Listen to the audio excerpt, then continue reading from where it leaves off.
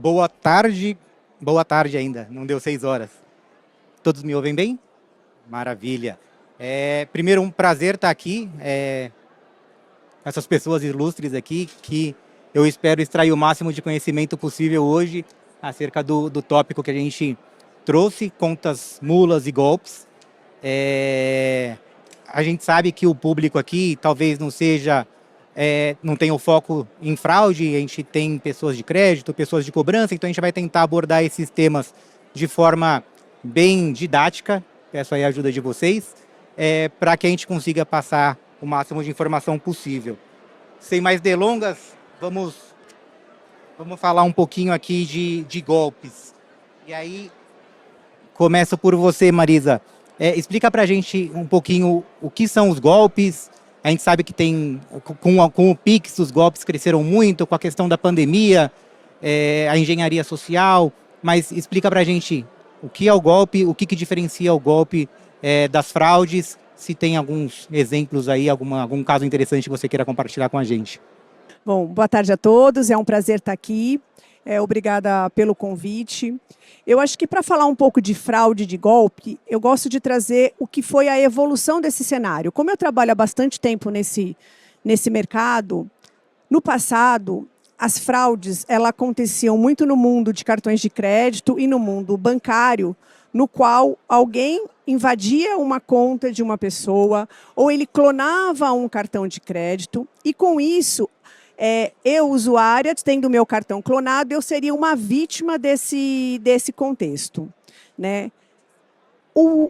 Lá atrás, essa fraude, quem bancava eram os bancos, o prejuízo financeiro era dos bancos, né? Então, os bancos se estruturaram, contrataram ferramentas parrudas para mitigar esse risco de fraude, e a fraude foi e migrou para os comércios, né? Então, teve um período onde a fraude migrou para a internet e os grandes magazines, as instituições de varejo começaram a sofrer com esse prejuízo e também foram lá e se estruturaram com boas ferramentas, com pessoas, e com isso também a fraude acabou reduzindo bastante nesse contexto. Estando protegidas essas duas partes fortes da cadeia, hoje o que acaba acontecendo? A gente tem o processo de golpe, no qual ele ocorre com a parte mais frágil da cadeia, que é o usuário final e que é o consumidor final. Então, no momento de uma fraude, o usuário não está participando. No caso do golpe, ele é induzido, né, através de uma engenharia social. Muitas vezes a gente tem uma pessoa ligando, se passando por um funcionário do banco, e com uma forma muito astuta de liderar essa conversa, a pessoa acaba ela mesma transferindo o seu dinheiro para o golpista. Então, hoje um golpe muito comum é o da falsa central. Eu acho que todo mundo recebe ligações, às vezes até com o telefone do seu próprio banco, que tem uma compra num determinado estabelecimento, que você fez um Pix e pedindo para você dizer se você reconhece ou não. Ou também o golpe do WhatsApp, no qual fala, eu estou aqui, mudei de telefone, mãe, eu preciso de dinheiro. Agora, você pediu para trazer um caso, Paulo, eu tenho uma situação interessante. Outro dia tocou meu telefone e eu quis desligar, eu já sabia que era o golpe. Eu tentei desligar, mas eu apertei no carro e acabou vindo a ligação. Aí a pessoa, oi, senhora Marisa, a senhora fez uma compra aqui no estabelecimento tal? Fiz sim, fui eu mesma.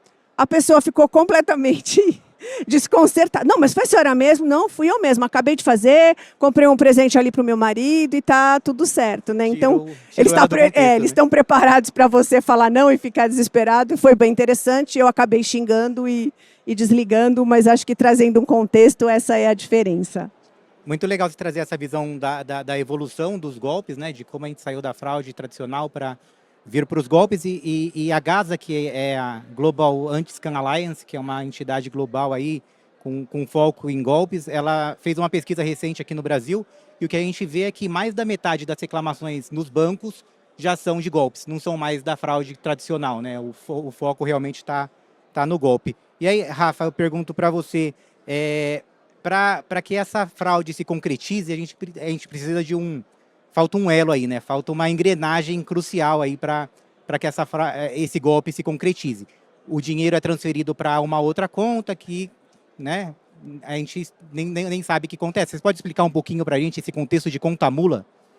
Claro. Bom, obrigado novamente. É um prazer estar aqui com Molina, com a Marisa também, Caneco. E, bom, pessoal, quando nós falamos, né, de conta mula, golpe, né, isso até me remete a uma situação de que algumas vezes nós temos que ajudar o cliente a sair do que a gente chama até de um processo de hipnose. Parece que o cliente, ele fica tão envolvido, né, com aquele golpe, com aquela situação, que nós precisamos também ajudá-lo a entender que ele possivelmente está caindo em um golpe. Então, temos aí um processo, né, longo, né, não só de conscientização, mas também de uma forma mais proativa de conseguir alertá-lo a tempo para que ele não caia, talvez, num possível golpe. Quando nós falamos, né, de uma conta mula, todos nós aqui, né, sabemos que aquele, né, montante, aquele dinheiro precisa pulverizar de alguma forma, né? Um processo aí de, né, de liquidez e tudo mais. Então, para onde que aquele dinheiro vai? Tem até uma estatística interessante, recente, que cerca de 46% das contas de golpe, logo na sequência, nos minutos próximos, existe o quê? Atividades atípicas de movimentação daquele dinheiro. Então, se eu sei que aquela conta, né, e aqui eu não estou nem entrando no mérito da questão se era um processo de onboarding em si, deveria já ter algum tipo de risco atrelado àquela conta no processo de onboarding. Não, vamos pensar apenas nessa situação, em que aquela conta passou a transacionar minutos após, né, um valor recebido. Como que a gente monitora isso? Será que realmente é o perfil daquela conta realizar esse tipo de transação, de transações, de 15 transações em 10 minutos?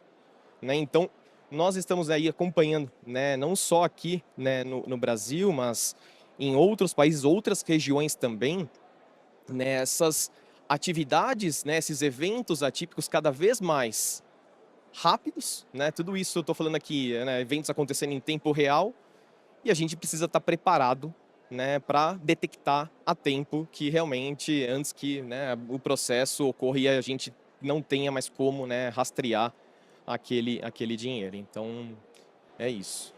Muito legal. Aprofundando um pouquinho mais nesse assunto das contas mula, Molina, ajuda a gente a entender como que surgem essas contas mulas, como que elas são captadas aí. Porque alguém tem que ceder o nome para abrir a conta ou emprestar a conta, como que isso funciona? Bom, obrigado primeiro pelo convite. Acho que o ponto principal aqui, né, vou explicar um pouquinho em relação à conta. Hoje, quando a gente olha até os estudos que a gente tem feito dentro do Bradesco, e eu tenho conversado bastante com as outras casas, né, e a gente tem visto que é um processo muito difícil de identificar essas contas mulas, né? Então, quando a gente olha para esse cenário, a gente, de forma estatística, ali a gente começou a ver que as contas mulas hoje, elas são de um público de 18 a 25 anos, geralmente da região periférica da cidade, né? E essa grande maioria dessas contas, né? Onde estão essas contas, né? Onde estão essas pessoas hoje inseridas no nosso convívio hoje? Usando os Telegrams, as Deep Webs, né? Então, eles estão sendo cooptados nesses meios, né? E aí, o que a gente vê, né? Se você pegar, né, de 18 a 25 anos, pessoas que vivem na periferia. O meu filho tem 19 anos, vive na periferia de Blumenau, que ele está estudando lá. Então, eu não posso ser uma pessoa que vou discriminar um perfil desse, né? Então, só para trazer a dificuldade de como é identificar uma conta dessa, né? E identificar também essa cooptação. Porque esse público está entrando no mercado de trabalho, né? E eles têm acesso a muito mais informações hoje do que nós tínhamos lá atrás, né? Então, você vê que também tem a questão da impunidade, que hoje a gente acaba passando por isso. Então, quando a gente olha para essa conta, fica muito atrativo para quem está ali naquele meio, não tem uma instrução, né? Essas pessoas mais jovens que não têm uma instrução, eles ficam muito atrativos para eles, porque eles pensam, vou emprestar minha conta aqui, vou receber um valor ali e está tudo certo, não vai acontecer nada. Está tudo certo, só estou ganhando um dinheiro. E não é bem assim, né? Então, eu vejo muito dessas contas sendo cooptadas nesses meios, mas a gente também tem uma parcela menor que é coação, né? Então, em áreas vulneráveis, né? Então, ali um dono do tráfico, né, capta contas para poder praticar ali e trazer dinheiro ali para o crime organizado. Então, assim, a gente vê que nesse meio tem de tudo, né? Mas o grande mesmo nicho onde está trazendo essas contas ali para o mercado para serem usadas é dentro da Deep Web ali que eles estão trazendo esses jovens para emprestar conta. E aí é em troca de um valor financeiro Em ali, troca né? de um valor. O cara oferece 200, 500, R$ 1.000 por uma conta que vai ser que alguém vai Exatamente. ceder para poder concluir os golpes, né? Muito interessante isso. E um ponto que aí tentando trazer para o público daqui também, né? Uma conta mula, uma vez que ela começa a receber as transações aí provenientes de golpe, ela parece ser uma conta boa, né? Porque está recebendo dinheiro, o dinheiro está saindo, e aí, de repente, a área de crédito resolve ou entende que, por ser uma conta boa, é interessante conceder um crédito para aquela conta, né? E aí esse crédito acaba se esvaindo também, o cara não tem intenção nenhuma de pagar e a gente só vai perceber isso lá na cobrança. Então a gente fecha um ciclo aqui dos 3 grandes ciclos que a gente tem no ciclo do cliente, que é a fraude, o crédito e a cobrança, né? Como que vocês veem essa integração hoje entre as áreas aí? Principalmente essas 3, crédito, cobrança e fraude. Existe alguma comunicação? Existe processos já bem definidos para essa troca de informação, para garantir que o crédito está sendo concedido para uma conta realmente boa, que não tem nenhum tipo de suspeita de golpe ou fraude? Lá no Bradesco a gente tinha muitos silos, né? A gente ainda tem alguns, mas a gente tem passado por um processo de transformação onde a gente entendeu que ter a visão 360 do cliente só a gente vai ganhar. Por quê? Se o crédito entender ali que a pessoa de fraude tem uma informação importante para ele na tomada de uma concessão de crédito, isso vale muito, tem um valor enorme para o crédito. A mesma coisa, entender os controles e os riscos que são identificados na hora de conceder um crédito, também para fraude. Eu estendo aqui para a PLD também, porque a gente também vai olhar para essa questão da lavagem de dinheiro. Então, a gente tem visto que a união dessas áreas tem trazido muitos benefícios para a gente combater o crime, né? Seja um crime, que nem a gente acabou de entregar um projeto agora que a gente fez em conjunto com o crédito, falando de golpe de crédito, aquela conta que o cara abre, até você comentou, né? O cara abre a conta, ele vai esquentando essa conta, quando recebe um crédito, ele captura essa conta, né? E aí captura esse crédito e some. Né? A intenção dele é abrir a conta e simplesmente peguei esse valor e sumir. Né? Então, isso tem nos ajudado a entender os processos de cada, vamos chamar assim, de cada silo e como que esses processos precisam estar interligados, né? Para que todo mundo beba da mesma fonte e aquele cliente que talvez teve um apontamento ali de fraude, por exemplo, um cliente que tem alguma marcação do DICT, ali, né, de um Pix que lá no outro banco foi marcado que esse cara aqui recebeu um dinheiro aqui. Às vezes eu vou tratar em fraude, mas eu preciso comunicar o crédito ali também, eu preciso comunicar o cara de PLD, eu preciso comunicar o cara da cobrança.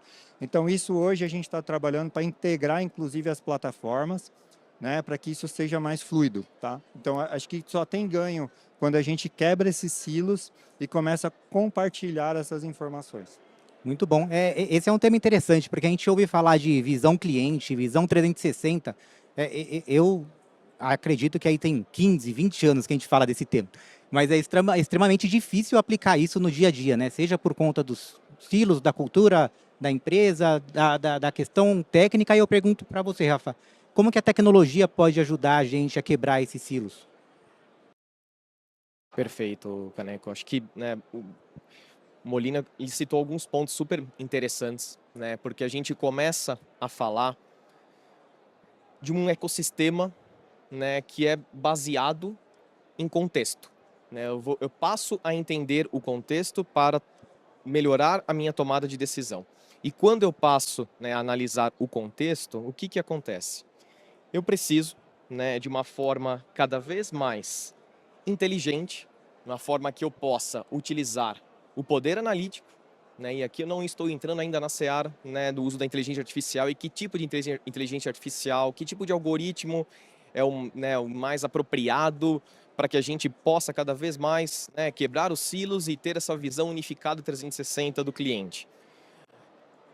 A minha opinião é que a gente todo mundo sabe que no mundo de prevenção à fraude não existe uma bala de prata, né? O que nós temos, basicamente, são tecnologias, processos, camadas que precisam, de uma forma cada vez mais eficiente, trabalhar em sinergia. E uma vez que eu consigo medir que aquela camada que eu estou utilizando, realmente, ela tem uma efetividade boa, né? E aqui eu não estou só entrando no mérito também de detecção de fraude. Acho que o mundo, né, de prevenção à fraude, para quem está nesse mercado, né, já não é mais a pergunta, né, o quanto que eu estou pegando de fraude, mas o quanto que eu estou aprovando a mais, o quanto que eu estou autorizando a mais, o quanto que eu estou ferindo menos a experiência daquele meu cliente, o quanto de fricção a menos eu estou gerando, né, o quanto de automatização no processo eu estou trazendo. Então são N outras perguntas, N outras métricas hoje que também são avaliadas no mundo de prevenção à fraude, que às vezes passam despercebidas e que são tão importantes quanto. Né? Quando a gente olha as questões referentes aos indicadores de falso positivo, o quanto que isso importa, o quanto que isso é importante, né? O quanto que isso representa financeiramente para a instituição. Né? Então, quando a gente passa a calibrar, né, o uso da tecnologia, atrelado às variáveis contextuais, atrelado ao melhor modelo, né, ou modelos, né, de inteligência artificial, a gente começa a falar realmente de um ecossistema que, né, é performático, é um ecossistema que talvez não demanda um stack computacional que vai sair mais caro do que se eu tomar fraude, né? Então tem todos esses pontos também a serem avaliados, né? Então eu acho que, né, essa combinação é o que realmente acaba fazendo a diferença. Né? Muito legal. Você tocou alguns pontos interessantes. Posso só falar um pontinho Por aqui? favor. Cara, isso é tão verdade que de uns anos para cá, eu sempre fui dessa parte de prevenção a fraudes. E de uns anos para cá, meus indicadores de desempenho têm tocado nessa questão de quanto eu gero de fricção e o quanto que eu gero ali de prevenção a fraudes. Então, assim, é muito importante essa mudança, né, que a gente tem visto no mercado, né? Então, porque é o que a gente falou aqui, a quebra dos silos, né? Em prol do negócio, né? A prevenção à fraude por muito tempo foi chamada de prevenção a vendas, né? E a gente está revertendo isso. Aí eu vejo que aí de uns anos para cá a gente está pensando muito mais na experiência do cliente, nas taxas de aprovação. É um tema bastante interessante. E queria salientar duas coisas que o Rafa falou. Uma é a questão dessa visão 360, da visão contextual do cliente, né? Uma forma mais lúdica de você pensar nessa contextualização. Antes a gente olhava só para a foto, que é olhar a transação, os dados daquela transação. E hoje a gente tem que olhar o filme. O que aconteceu antes dessa transação até chegar naquele momento? Como que o cliente se autenticou no aplicativo? Que tipo de transação que ele fez? Como que ele acessou? Como que ele mexeu no aplicativo? Se ele se comunicou com o banco? São todas informações que a gente precisa levar em consideração na tomada de decisão na hora de negar ou aprovar uma transação, né? O outro ponto que é interessante, aí eu queria passar para a Marisa, uma das expertises dela, é essa questão mesmo de como que a gente faz esse balanceamento entre prevenção a fraudes e experiência do cliente. Talvez até uma outra forma de perguntar existe uma maneira de proteger o cliente, impactando ele de forma positiva? Eu acho que um ponto importante é você trabalhar primeiro na conscientização, né? Você mostrar um pouco para o cliente como ele não cair num golpe. Eu acho que esse é um ponto positivo. Eu acho que outra forma de você evitar essa fricção é tentar colocar ele de uma forma que ele entenda o que vai acontecer. A gente tem um produto lá no PicPay que se chama Modo Seguro. E eu acho esse produto fantástico, porque você comunica ao cliente sobre o produto e ele tem a possibilidade de parametrizar o limite que ele quer. Então, assim, se eu estou dentro do modo seguro, na minha casa, no meu trabalho, eu posso fazer um Pix de até 10 mil reais, por exemplo, ou nem ter nenhum tipo de limite. Se eu tiver a 100 metros, eu ainda consigo parametrizar a distância? Não, aí se eu tiver a 500 metros da minha casa, eu já me limito esse Pix a R$1.000. Então, qualquer coisa que venha acontecer, o cliente se sente protegido. Outro processo que a gente está fazendo, até o Rafa trouxe na nossa conversa preliminar, é no alerta de golpe, né? Quando você vai fazer uma transferência, antes a gente falava assim, o senhor reconhece essa transação? Hoje ele reconhece a transação, porque é ele mesmo que está fazendo. Então, trazer uma abordagem mais empática, no seguinte sentido, olha, essa transação não está muito comum dentro do seu perfil. De fato, você entende que não é um golpe, você quer confirmar essa transação. Então, são processos que a gente vem trazendo para a população para que o cliente fique atento e tentando gerar uma menor fricção, né? Hoje a gente usa muito a biometria facial, eu acho que ela chegou aí para reduzir muito, principalmente a parte de falsidade ideológica, é um processo que todas as instituições usam muito, mas a gente tem que evoluir um pouco para uma biometria comportamental, para uma leitura de device. O nosso sonho aqui, com certeza o meu, do Molina e de todos, é que o Banco Central obrigasse a compartilhar geolocalização. Esse seria o mundo perfeito para a gente, porque aí a gente conseguiria evitar qualquer tipo de fricção, ou pelo menos mitigar, né? Mas o nosso grande desafio ainda é a experiência do cliente e o combate à fraude. E dificilmente alguém aqui, por prevenção à fraude, apanha porque perdeu não sei quantos milhões. A gente apanha porque negou a transação da esposa, do diretor, né? Esse é a nossa vida. Então, a gente apanha sempre na fricção, muito menos do que nos prejuízos financeiros. Muito bom, muito bom. Esse é um tema que tem mudado aí nos últimos anos e eu vejo que veio para ficar mesmo. Agora, falando um pouquinho mais de regulação. A gente vê aí outros países, por exemplo, o Reino Unido, Austrália, Singapura, que os órgãos reguladores de lá, eles foram bem mais pesaram a mão ali, bem forte em cima dos bancos com relação ao aumento de golpes e contas mulas, né? A gente vê no Reino Unido, por exemplo, a regulação do 50-50, que em alguns casos de golpe, tanto o banco origem quanto o banco destino são responsáveis aí a pagar, a indenizar o cliente vítima de furto. Como que a gente vê isso aqui no Brasil? A gente está caminhando na velocidade correta para mitigar esses problemas dos golpes e das contas mulas? Ou será que vai chegar ao ponto do órgão regulador, do Bacen aqui, impor algumas regras para os bancos também? Como vocês veem isso hoje?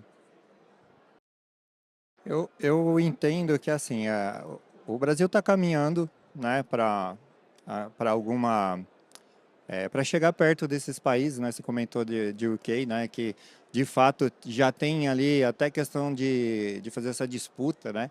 Então, assim, você pega um golpe hoje, né? Dependendo de como for, o montante que o fraudador conseguir, ele vai envolver uns 10 bancos aí, 10 instituições aí nesse único golpe, né? Então, assim, você imagina fazer toda essa cadeia de custódia desse dinheiro até chegar onde o dinheiro foi usado de fato, né? Então, a regulação precisa olhar para esses temas. Eu entendo que o Banco Central, sim, está preocupado com isso. Acho que a gente tem recebido bastante lá, né? Principalmente o DECOM, né? Para falar sobre esses temas de conta mula, né? E a intenção do Bacen é, de fato, avançar nessa regulação. Eu acho que ainda falta um pouco, tá, de tratativa desse tema pelo regulador, mas também a gente como sistema financeiro, né, a autorregulação, a gente tem visto também via Febraban ali, a gente tem uma movimentação muito forte para a gente se autorregular também, para que a gente possa trazer para o sistema financeiro uma melhor tomada de decisão ali em relação a essas contas, né? Porque hoje, se uma transação sai do Bradesco e vai para uma outra instituição, no final das contas, a decisão de reembolsar ou não aquela pessoa que foi a vítima no final é do Bradesco, né? E assim com as outras casas, né? Se a gente começa a colocar também penalidades, né, em todas as outras funções aí, e isso volta para o Bradesco, porque o Bradesco também tem conta mula lá também, né? Então todo mundo está suscetível a ter essa conta lá. Então, eu acho que isso fortalece o mercado, fortalece o sistema e a gente começa a, de forma obrigatória, vamos chamar assim, fazer com que as casas comecem a se mexer, né? E comecem, de fato, a colocar controles de conta mula mais efetivos ali né? Então, acho que isso só traz benefícios e eu entendo que o Brasil tá andando nesse caminho, tá? Acho que um ponto importante é que sim, existe um movimento, né? Os bancos estão tentando fazer essa autorregulação, justamente para o Banco Central não chegar e determinar, como foi determinado em UK, porque para nós também é um risco muito grande se ele chegar aqui e vai falar 50% do prejuízo é da instituição vítima, 50% é da instituição recebedora. Vocês imaginam o brasileiro criativo do dinheiro, a quantidade de autofraude que a gente vai acabar tendo, né? E a gente sabe, a gente já escutou com colegas de UK que isso é uma coisa que está acontecendo lá, onde hoje não tem a impunidade que a gente tem, então imagina aqui como vai ser esse processo. E eu acho que um ponto relevante em relação às contas mulas, que o que seria relevante para nós é que a gente tivesse uma penalidade para a pessoa que está, de fato, alugando ou vendendo a sua conta, né? Que num processo criminal ela fosse colocada como parte, né, e como responsável para esse iniciamento.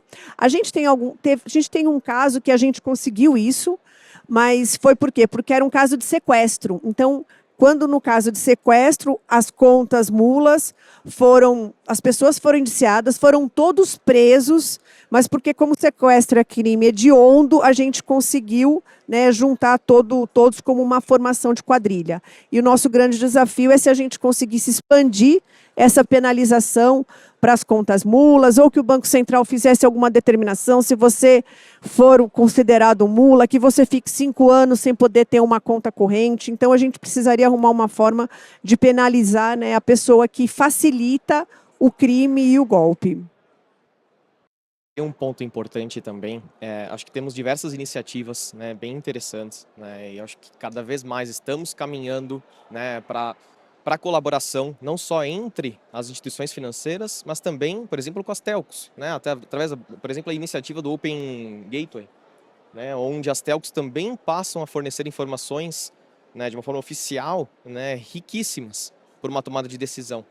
Né, então, eu ter, né, um score daquele, né, aquele número, por exemplo, né, saber que aquela linha, por exemplo, acabou de ser habilitada, o quanto que isso também importa no momento de uma criação de uma conta, né, e eu poder consumir esses outros dados mais contextuais também de outros segmentos. Né, então, a gente vem percebendo, né, que às vezes a gente até brinca e fala, né, menos bases compartilhadas e mais qualidade. Né, a gente não, né, acho que chegou no momento que temos, né, uma série de iniciativas, né, de bases compartilhadas no mercado. O quão efetivas essas bases compartilhadas estão sendo nos processos de detecção de fraude? Será que talvez não é a hora, né, de criar menos bases e pensar num processo de curadoria desses dados, num processo de padronização, onde eu capturo um dado de um device e o outro, né, banco, por exemplo, captura o mesmo dado device, só que usando uma tecnologia diferente que eu não consigo utilizar talvez aquela variável device e futuramente, quem sabe, uma variável geolocalização, né, cada um com a sua criptografia de forma de captura. Aquela informação basicamente no meu processo não vai servir para nada. A partir do momento que eu começo a ter uma curadoria, né, todo mundo falando a mesma língua, a história começa a mudar e esse processo de compartilhamento começa a se tornar cada vez mais rico. Né? Então... Muito legal. Esse é um tema interessante. Eu escrevi um artigo para o LinkedIn alguns meses atrás que era exatamente falando sobre a inundação dos dados. A gente tem dado por todo lado. Agora, quais dados, como que a gente faz esse filtro, né, de quais dados são realmente relevantes na tomada de decisão é o grande desafio que a gente tem hoje. Um outro ponto interessante, a gente fala muito do Open Finance, mas o próximo passo do Open Finance é o Open Data, né? Que a gente vai começar a agregar informações, como você falou, já tem o Open Gateway das telecoms, mas a gente também pode começar a absorver dados de mídias sociais e outras indústrias aí, que é um tema que a gente abordou bastante recentemente aí, que é a colaboração entre indústrias, não só a colaboração entre as áreas da própria empresa, crédito, cobrança e fraude, não só a colaboração entre as instituições financeiras, como a gente vê aí através da Febraban e dos fóruns, não só a colaboração público-privada, né, entre os órgãos reguladores, as polícias e os bancos, mas também essa colaboração entre indústrias. Acho que esse é o caminho para a gente conseguir mitigar essa questão dos golpes. E aí, acho que só uma informação aqui também, que eu acho que é super relevante, é o que eles, né, recentemente comunicaram a possibilidade agora, né, que a partir de dezembro de 2025, na verdade, né, das pessoas conseguirem colocar um bloqueio, né, atrelado aí ao seu CPF, se eu não me engano, a chave CPF, para que nenhuma conta possa ser criada usando o seu dado. Então, isso aqui eu achei uma iniciativa, né, fantástica, uma iniciativa que até compartilhando com colegas, né, de outras regiões, é uma iniciativa inovadora que com certeza vai servir de bench para outros países também. Né? Então, a partir do momento que eu coloco lá, né, clico lá no botãozinho dizendo que eu não permito que nenhuma conta seja criada, né, no meu CPF, né, talvez aqui a história também comece a mudar. Né? Isso, claro, vai ter todo um processo aí de, né, conscientização em massa, em escala, que aí é um outro, né, processo, mas é uma iniciativa, um exemplo bacana. Né? Para abertura de empresa, né? Eu já cadastrei o meu lá, agora nem bem que você falou, porque se um dia eu quiser abrir uma empresa, eu nem vou lembrar que já está cadastrado para não permitir a abertura da empresa. Muito legal. Aproveitando esse gancho aí, que estratégias vocês veem que tem funcionado aí no combate a golpes e contas mula? Vocês podem compartilhar com a gente, é claro. Marisa, Molina, o que... O Caneca, eu acho que é o seguinte, é um conjunto de estratégias, né? A gente tem que ter uma boa estratégia de onboarding, porque pegar uma conta mula no onboarding é muito difícil, porque você não tem conhecimento, então o máximo que você vai conseguir é evitar quando você consulta as bases restritivas, seja a DICT, seja a resolução 6. No momento da ativação, eu acho que é um processo que você olha aquele device, é um device compartilhado, quantas outras pessoas estão com aquele device. No momento do cash-in, né, a gente trabalha muito forte, conversávamos a respeito na parte de bloqueio cautelar, né, aquela conta recebendo um dinheiro que não tem compatibilidade com a renda da pessoa, a gente vê que o dinheiro bate, ele vai lá e cancela, ou seja, ele realmente estava praticando uma fraude, atuando nesse momento do cancelamento. Dinheiro entra e sai muito rápido, então você também tem que fazer uma atuação na parte de cash out. E se nada disso funcionar, aí você entra para a parte de reporte de MED, a parte que a gente tem, eu acho que tem uma coisa muito positiva entre as instituições, a gente é muito parceiro, né? Muito parceiro. Seja a hora que for, se eventualmente a gente passa por qualquer ataque, você liga para qualquer colega, todo mundo está disponível, a gente senta, vai trabalhar, do mesmo jeito que eu preciso do Bradesco, o Bradesco pode precisar de mim, e aqui a gente não mede esforços, porque o nosso objetivo único é não deixar que o dinheiro vá para o bandido, né? Isso mais do que trabalho, é um propósito de vida, né? Que a gente tem que evitar que isso aconteça. Então, não tem uma bala de prata, eu acho que é uma camada aí de ações que a gente tem que atuar. Eu acho também, assim, complementando, o ponto que a gente tem que também trazer dentro de casa é a conscientização do negócio, porque eu acho que o negócio também precisa estar junto conosco, né? Porque, no final das contas, o negócio tem aí a meta dele de abertura de contas, de captação e tudo mais, né? Então, a gente está mexendo ali num queijo ali, né? Quando a gente está... que não é o nosso, né? Mas que a gente é parte integrante, né? Desse ecossistema. Então, acho que trazer o negócio para o nosso lado, falando para eles o que a gente tem a oferecer de fato, o porquê que a gente está aplicando todas essas medidas, isso é uma coisa que vai trazer um benefício ali, né? A gente vai conseguir entender, e numa decisão onde você fala com a executiva, onde você vai falar com um fórum mais alto, você consegue defender porque o cara do negócio comprou a sua ideia, né? Então, além de todas essas medidas que vão trazer o que a gente falou aqui de fricção, né? Vai aumentar ali a reclamação, vai aumentar ali uma fricção, mas o negócio estando junto, a gente consegue fazer um trabalho conjunto, bem estruturado e, de fato, tirar esse risco de dentro de casa, mas com uma coisa mais tranquila ali, né? Então, acho que esse é um ponto importante para a gente trazer aqui quando a gente fala desse tema. Tá? Eu digo que é definir o apetite de risco de forma colegiada, né? Não é fraude definir o seu próprio apetite de risco, mas trazer todos os insights das outras áreas para fazer essa definição em conjunto, né? Muito bom. A gente já partindo aqui para as perguntas finais, a gente não tem como não falar de GenAI, né? E aí, queria ouvir um pouquinho de você, Rafa. A FAICO tem investido bastante nessa questão de GenAI, só que de uma forma um pouquinho diferente do que a gente vê nas LLMs, né? Como que você Você pode explicar um pouquinho para a gente? Caneco, eu acho que, né, não tem como nós falarmos em uma boa estratégia sem pensarmos, né, em um processo de uso da inteligência artificial, né? Só que baseado aí num framework de IA responsável, de IA ético, né? Eu acho que hoje todo mundo fala de IA, mas quais realmente, né, podem afirmar que é um processo em que estou utilizando a IA de uma forma responsável, que seja autoexplicativa, que eu possa conseguir explicar ao menos o porquê daquele score ser um score, por exemplo, de alto risco, né? Então a gente hoje, né, fala muito, né? Começávamos lá, né, falando de IA, dos algoritmos, passamos aí a falar, né, de uma aplicabilidade voltada aí ao uso de agentes, Generative AI, agentes, e agora, né, o Agentic AI. Né, ainda não existe na língua portuguesa uma tradução, né, para o Agentic, mas a gente pode ainda usar, né, alguns artigos ainda se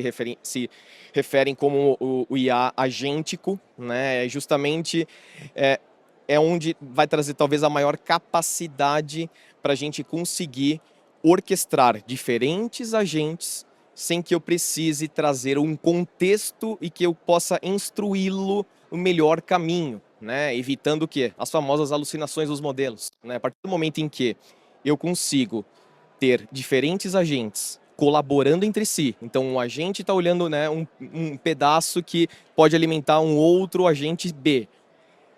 Essa sinergia, né, eu acho que aí é o grande valor, é o que a gente, né, até num evento recente que nós tivemos, foi muito discutido, né, sobre, claro, temos a importância do uso das linguagens, das LLMs, mas também a importância, né, de trazer algo que a gente chama do foco. Eu preciso talvez fechar um pouco, né, esse mar aberto e ter modelos de Generative AI olhando, né, uma base que não possa trazer tantas alucinações, né? E acho que está claro para todo mundo, né, quando a gente fala do conceito de alucinações, basicamente é como se, né, o modelo conseguisse persuadir, né, as pessoas dizendo de uma forma tão clara, tão, né, contextual, né, de uma forma tão detalhada que você passa a acreditar que aquilo é verdade, e na verdade não é informação falsa.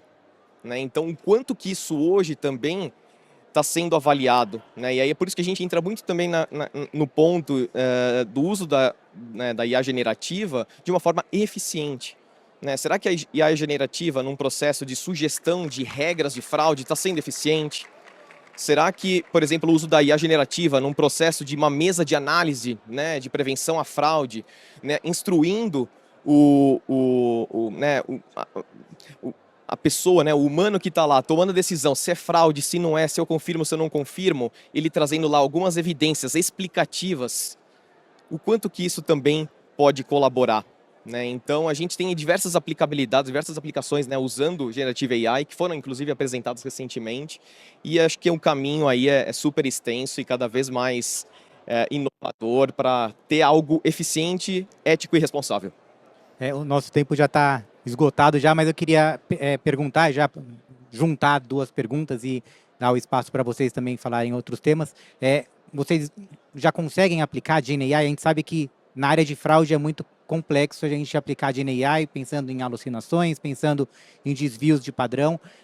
A gente já consegue vislumbrar, vocês podem compartilhar com a gente se vocês já conseguem aplicar GenAI de alguma forma na empresa de vocês e conseguem vislumbrar no curto e médio prazo aonde poderia também ser aplicado para melhorar os processos de fraude? E aí, depois, se vocês quiserem aproveitar e já passar alguma mensagem de encerramento, fiquem à vontade. GenAI, a gente tem a BIA do Bradesco, que é toda baseada em GenAI, né? Então, toda a interação que você faz com a BIA é uma GenAI que está por trás. Mas para o foco de fraudes aqui, né, a gente tem feito um trabalho ali na parte de contestação de fraudes. Então, a GenAI tem nos ajudado a identificar os perfis, o que aconteceu, pegar o relato do cliente, acelerar a avaliação da contestação de fraude. Então, ela tem trazido insights muito bons para o meu time também de analytics, o porquê que aquela golpe ou aquela fraude passou, se a gente tinha um perfil atípico ali de transações, de acesso, enfim, o que falhou em todo esse aparato, né, que a gente comentou aqui, o que falhou? Então, a gente começou por esses dois temas, né? Então, a própria contestação tem trazido insights para o time de analytics e a intenção é expandir, né, esse uso aqui para outras finalidades ali nesse mundo de prevenção a fraudes, tá? Muito legal. Bom, nós temos uma área específica de AI que hoje está trabalhando muito para o negócio, tem saído muito na mídia e o quanto o PicPay está investindo. Na nossa área em específico, a gente tem uma atuação que está sendo desenvolvida para a tratativa de chargeback, para ver o que a gente consegue atuar de forma mais automatizada. A parte do chatbot, que também foi todo desenvolvido para o atendimento ao cliente, também baseado em AI. Estamos atuando para ver se a gente consegue resolver um processo de monitoramento hoje, que ainda é muito visual, e a gente fica inseguro na hora do alerta, vai que está passando alguma coisa e a gente não está vendo. Então, assim, temos vários desafios aí pela frente, né? E aí não acaba agora, né? Eu acho que ela está num processo de experimentação, de tentativa. Para quem é de prevenção à fraude, a gente já fala inteligência artificial lá de trás, né? Quando a FAICO nem FAICO chamava, né? Quando trabalhava no Unibanco, a gente já falava, tem inteligência artificial, os modelos, machine learning, enfim. Então, é um processo em constante evolução aí. Então, só queria agradecer, me despedir e agradecer a todos que ficaram até agora para poder escutar o nosso painel aí. Eu que agradeço a participação de vocês, acho que a informação que vocês passaram aqui a gente não encontra em qualquer lugar, então agradeço muito o compartilhamento dessas informações. Rafa, você também, sempre